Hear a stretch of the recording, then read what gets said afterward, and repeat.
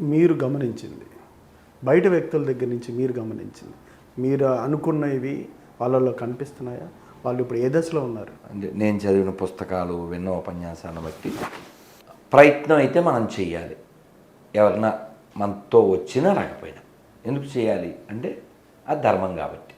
అది కాక మీరు ఉదాహరణ చెప్పాలంటే పూర్వం నుంచి భగవద్గీత ఎంతమందికి చెప్పాడు కృష్ణుడు? ఒక్కడికే. భాగవతం సుఖదేవులు పరీక్షిత్ ఒక్కడికే. కాబట్టి చాలామంది ఉండాలి, పెద్ద స్టేజ్ ఉండాలి, పెద్ద మైక్ ఉండాలి, అలాంటి కాన్సెప్ట్ ఏంటి. ఎంత మార్పు వస్తే అంత మంచిది. అంటే ప్రజెంట్ ఎవరైతే ఎంచుకున్న వాళ్ళు, ఆ వర్గం వాళ్ళు ప్రజలు ఎవరికైతే ఈ స్థాయి, వాళ్ళ ఆ స్థాయి ఏ స్థాయి ఆలోచనలో ఉన్నారు మీరు చెప్పాలనుకున్నది? సహజంగా హిందువులు గత 70-80 ఏళ్ళుగా బ్రెయిన్ వాష్ అయిపోయి ఉన్నటువంటి స్థితి కదా. అన్ని మతాలు ఒకటే అనేటువంటి లో ప్రొఫైల్లో అబద్ధంలో ఉన్నారు. నేను ఇలా చెప్పేస్తే వాళ్ళు హట్ అయిపోయి నేను హిందువునే, ఈ రాధమనోహర్ గారు అని నన్ను తిట్టేస్తుంటారు.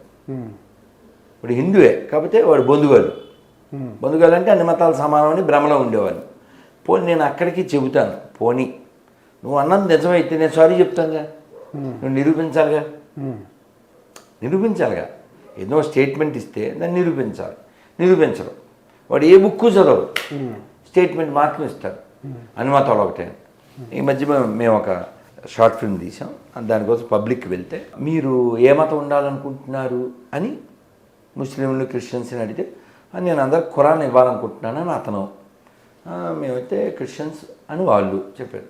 మన సెక్యులర్ వీడిని అడిగితే అసలు మతాలు కూడా ఎందుకు సార్, అన్ని మతాలు ఒకటి, అన్ని దేవుళ్ళు ఒకటి, వీడు ఏ బుక్కు చదవడు. సో కాబట్టి అసలు ప్రమాదం వీడే. ఆ స్థాయి ఆలోచనలో ఉన్నారు.